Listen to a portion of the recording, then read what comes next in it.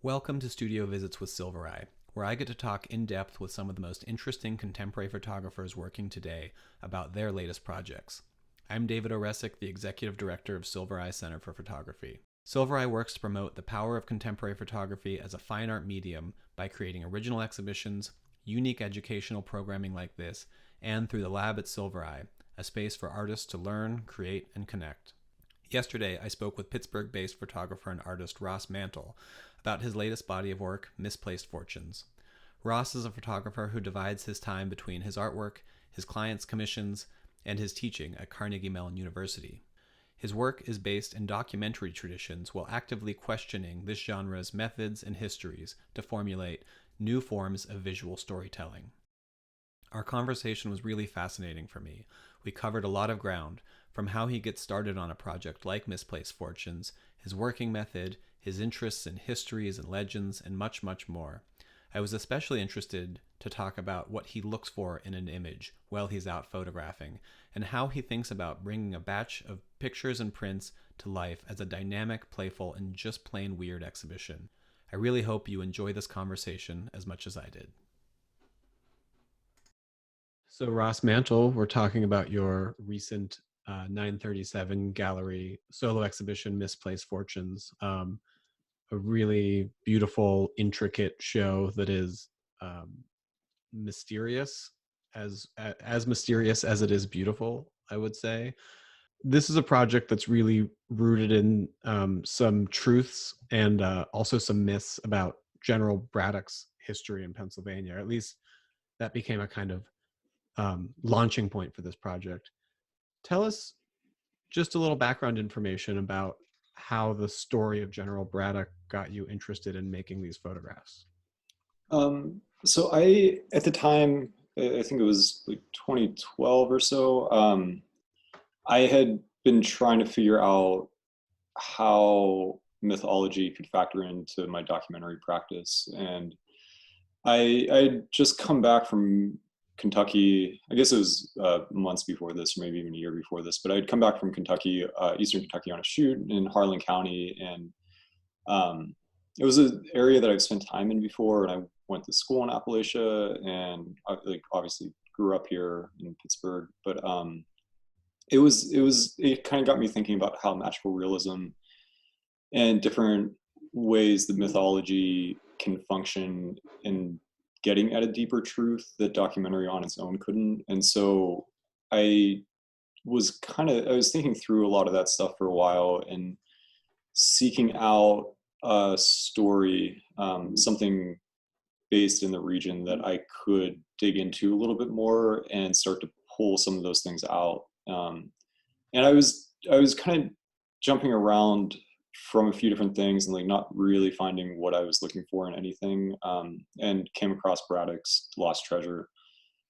It had all the trappings that I wanted in it. It was an inland treasure hunt and dealt with history, a very complicated history of Western Pennsylvania. It also, Well, let's take a step back. Tell us the story of General Braddock and his lost treasure. yeah, yeah.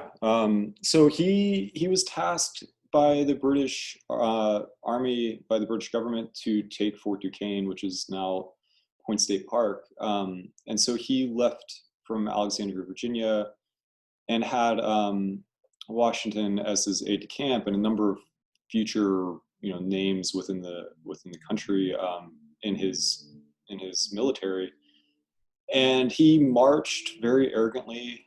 There's stories about him having a chariot that he had to abandon at some point, and so he marched thinking, "Oh, well, this will be easy. We'll take Fort Duquesne and then just march up to Niagara and take over the French territory," and was essentially slaughtered in what's now Braddock, Pennsylvania. And so this story I found very funny, that they would name this town after an arrogant man who was just embarrassed in defeat there and then died a few days later. And so that story, as like, dark and comedic as it is, also had the undertone, or I guess had the addition of there being a pay chest that was lost along the way. And so that lost treasure, that mythology around that was really what caught my interest and took me further into the story. Like you said, it's such a fascinating story, and it has this kind of grandeur, and it's almost like the George Washington prequel story, right? Where he witnesses this defeat of hubris and this humiliation, and he kind of becomes a better man than his kind of mentor. And, it's a lot, it's just such a fascinating story. And I can see how rich it can be for inspiration for an art project. But at the same time, how did you make that leap to making photographs around this? Like, did you begin by setting yourself parameters to photograph, or how do you go from that inspiration to taking pictures?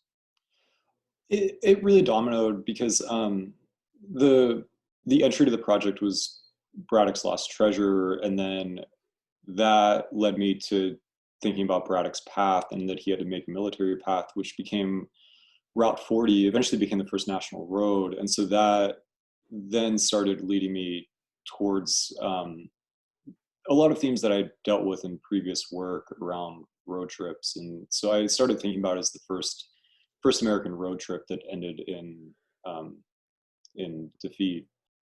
And so it seemed like that was kind of in line. So it was a pretty easy kind of jump to go from the the lost fortunes, to this lost battle, to roads that were lost. And so every layer that I kind of started digging into just ended in being lost. And so I started seeking that out in the photographs, things that were missing, things that were hidden or lost. And so I was never looking explicitly for the treasure, but I was looking for all the things that were maybe hiding it. So you're dealing with so much history, and you're thinking about translating these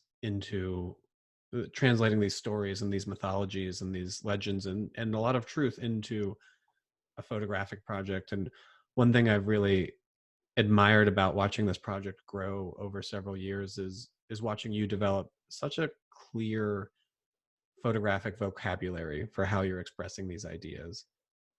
Was there an image early on when you started this project that made you, one, realize that you had something in this project that was worth pursuing, and led you to develop this visual language? Yeah, there's a photo of a bunch of power lines, or maybe, I guess probably phone lines that form a series of X's and kind of this grid and facade. And it's by no means a standout image, but it made me realize that there's a number of entry points that need to be in every photograph. So in this one, there's all these lines that for me represent these forms of communication that break down over time. But they also form these X's, and they're not readily visible, but it it had a few different pieces that I was looking for throughout. And it had the palette that I wanted, this like very bright midday, um, unforgiving kind of light that I felt was appropriate, that was bringing out the right colors. It wasn't. I could see. I don't feel like it's nostalgic in the way that like it romanticizes anything, but it kind of doesn't let. Um, it's the kind of light that doesn't let anything hide. Yeah, I also noticed that, when I started looking at this project, when you notice something, you can almost find it again in every other photo in the project. There's all these motifs that, even though they can be very subtle, they're often repeated. And I think the X's are one that I see in many of these photographs. And, there's that connection to communication, but also, of course, just the X marks the spot on the treasure map. To what extent were you conscious about making viewers of this project treasure hunters as well? I was fully conscious. There's one, kind of this overview of a river along some train tracks, and there's the little X from the train crossing, but then also the train and the road and everything cross. And so it forms this X, and off in the distance there's this burned out building. Um, and so it, stuff like that, that maybe I wasn't seeing it right away, but the editing process allowed me to focus on those things, and the slower pace that I work at over time allows me to bring that stuff out. Yeah, I mean, I think that is the kind of photograph, and maybe this is, part of a larger question that I'm thinking about as well,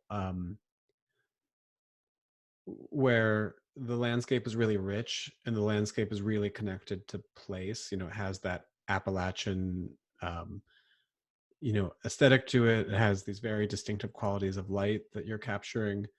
Um, but in the sort of larger landscape photographs, what are you looking for? I'm still looking for something hidden. I'm looking for something that breaks the landscape, whether it's an image like the one where there's no windows on the building, or the big landscape of the mall, where there's a hole missing in the roof in the foreground. The other thing I was looking for and responding to pretty directly was the Hudson River School. Um, and using those kind of really large, big, grandiose vantages, and there's so many of them in this region, and they're always something that I seek out. But to use them in a way that is a little more overt to my needs in this project of finding a vantage where the trees are cut down and there's actually something missing that allows for that openness to occur. I mean, there's a million more motif questions I could ask you, and I know we don't have forever, but I think the one that is most affecting to me and the one that I love seeing repeated in image after image is the idea of the whole. Mhm. One, because I don't think I would have ever thought of a whole as a subject for a photograph, right? It's so unusual. But the more I think about it, the more powerful it becomes. And obviously it's got this connection to, digging up a treasure, right, on that really kind of surface level read. But I think it has a lot of richness, right? Like, how can you photograph the emptiness, the thing that isn't there? How did you come to the idea of the whole? I mean, it was the entry point is definitely the treasure that you have to dig through something. But the more I started thinking about it, the more I realized how prevalent the whole is in this region, whether that's in mining or extraction. So there's a kind of a political and socioeconomic um, tie-in with it. Um, a bit of what I was really interested in throughout this project was homonyms, and how homonyms as a literary device or language tool correlate so perfectly to photographs. And so the whole of Misplaced Fortunes is the title of one of the pieces, with a whole with a W. So the entirety of the project being consumed by this whole, um, this like kind of play on words for myself that allowed me to rethink the depth of meaning in wholes. Again, no pun intended.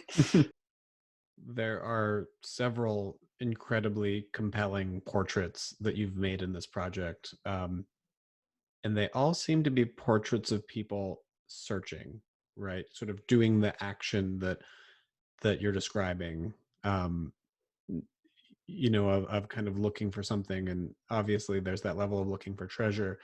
There's a kind of set of images of a young boy with a metal detector kind of moving through the brush and searching, which is one that I've returned to again and again as I've looked at this project. And I think in one of the images he's kind of got a look of, see, I would say a look of maybe serious wonder on his face that's really beautiful. And you want to know you want to know so badly what he's looking at and what he's searching for. And I'm kind of wondering, how did you come to think of the portrait aspect of this project, and the searching, what the people in the pictures are searching for? um, the portraits, they were definitely a struggle throughout, because I wasn't the project isn't about specific people in any way, and so I always felt like I was kind of walking on tenuous ground with it. um, And so I would, like, I would meet people when I was out shooting, and if the situation is right, everything kind of seemed okay. I would make a portrait of them, but my goal was always to hide them in some way. So I was always trying to hide the person within the landscape. And the thing that started to become interesting to me was how that took on different tones, whether it was sinister or fearful or seeking, or aloof. But every kind of application of that, every attempt that I made to try to hide somebody, it kind of came out a little bit different. I've come to think of them as, that there's that your vantage point is almost like a character traveling through the space, and these are the people you've met along the way. And I think what you're talking about with myself being a character within it, is exactly right. I see myself as the narrator, as the intrepid, um, treasure hunter in this whole thing. And Mhm. but do you do you think it is yourself, or is it a kind of performed version of you? I think it's me. Yeah. Um, I think it's definitely me in there. I mean, these are all places that I want to go. I've thought about this pretty extensively, and my lifestyle and goals have not changed much since I was 16. So whether that was road trips with friends in high school, ending up in Canada Mm-hmm. accidentally, or continuing to just wander around southwestern Pennsylvania in my 30s, it all feels like it's kind of coming from the same place, the same curiosity, and seeking out the strangeness and the mundane. So in January of 2020, you opened a solo exhibition at the 937 Gallery in Pittsburgh of this work. And I had watched this body of work develop with different studio visits over the years. And it went from being a set of images that was a pretty straightforward, collection and sequence of photos, to a really immersive, dynamic installation project, something that has slideshows and secret drawers and props and all these different elements that took it so far beyond just a set of images. Tell me about how you developed this into from a stack of pictures to an installation. So as I was working on this, I I don't know when I started making these notes, but realizing that I wanted the images to be not. I'm hesitant still to use the word sculptural, but that they are immersive, that the work is immersive in the way that a treasure hunt is immersive. And a lot of this came out of me trying to figure out ways to kind of explode book form, into a spatial presentation. And so the installation, um, implementation of this, the installation came out of trying to figure out how to do that. I think it started, one of the first pieces that I thought about was the flip frame. And it's very literal. It's, mimicking the flipping of a book, that you open, you see one image, then another image is hidden behind it. And so it had this duality of referencing book form, as well as referencing a hidden piece, a hidden element, hidden treasure, golden ear in this matter. Yeah, well, there's so much um, discovery for the audience in the installation that I think makes it really.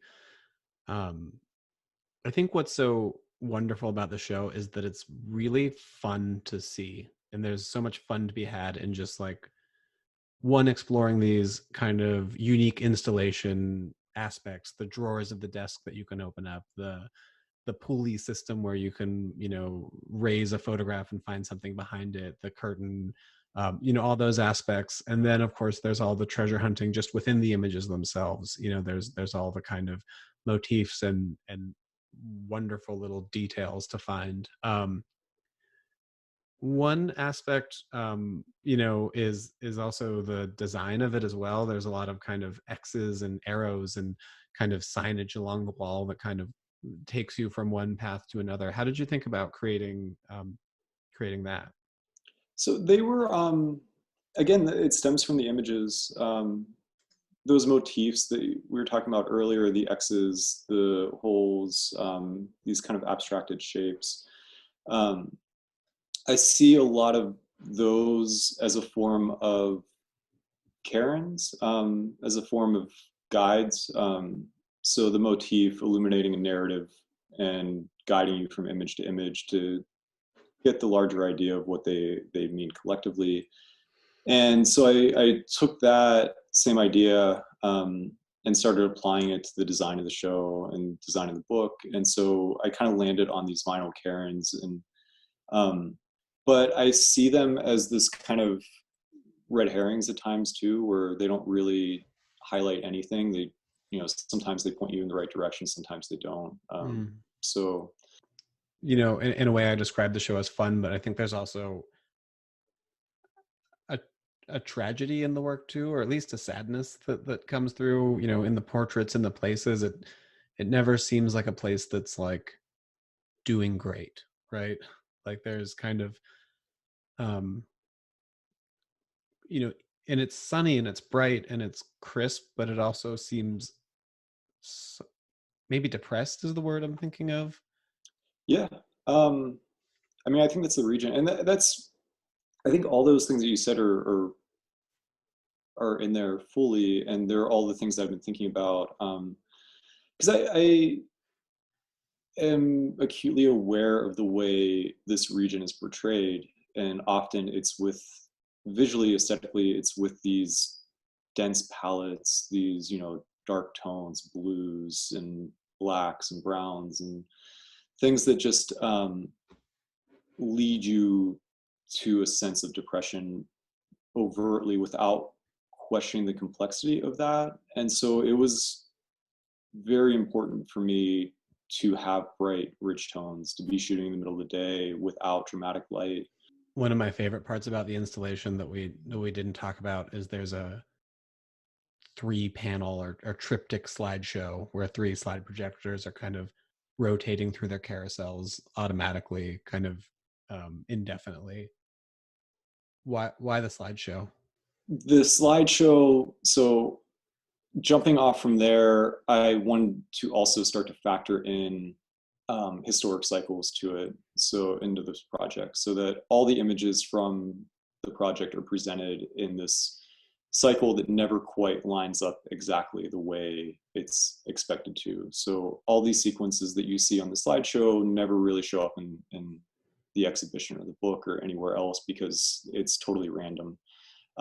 There's a mechanization to it that is faulty. You put the timer on and they're old projectors and they're never going to be perfect. And so that sense of industrialization, mechanization being faulty and falling apart was important as well. It also comes back to slot machines. This just randomness of it, this chance that you keep standing there at the slot machine, or you keep standing there at this slide projection, and just maybe you get lucky and see a really great set of images. I loved what you said earlier about this being a kind of way of thinking about an exploded book, and you being an artist who's thought so long about the book form, and something about the slideshow almost brings to mind something to me about the absurdity of editing photo books. Which is like, we spend so much time, I think about this as a curator, it's like you spend so much time trying to find great combinations and sequences of images and ones that are really rich. And all of a sudden you just kind of made this random sequence generator machine, and you just sort of realize like so many of them just look great together. And that, it's like, it's, maybe to tie it back into the project, it sort of reinforces to the fact that these treasures, whether you're looking for them or not, or you're intending to create them or not, are just going to keep happening.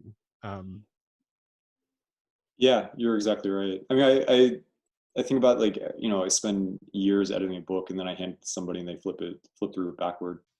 So there's a number of plaques with texts throughout the show that kind of have these mysterious passages and quotes about treasure hunting. Um, one that leads the show, I just wanted to read. So the first plaque reads, "One doesn't start by asking one and all where a treasure is. That's an opener.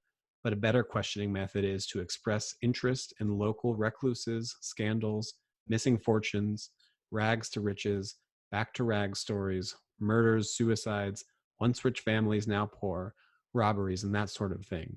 Don't be afraid that a good many people will think you a bit touched. They will, and that's okay. That's part of the price of being a treasure hunter." The quote comes from H. Glenn Carson, a book that he published called Cash Hunting, and I found it at Rogers Flea Market. I think I read the first couple paragraphs and bought it for all $3.50, and immediately realized it tied the rest of the project together. I had been looking for some text to help guide things, and this hit the exact tone. And the thing that I loved about it most was that exchanging the word treasure hunter for photographer, um, it does the exact same thing. And so he kind of lays out this way that you can go about seeking, whether that's as a treasure hunter or just a curious human being or a photographer. Well, I love that. I think that's probably the perfect note to end on. Ross Mantle, thank you so much for sharing your work with us today. Thank you for having me.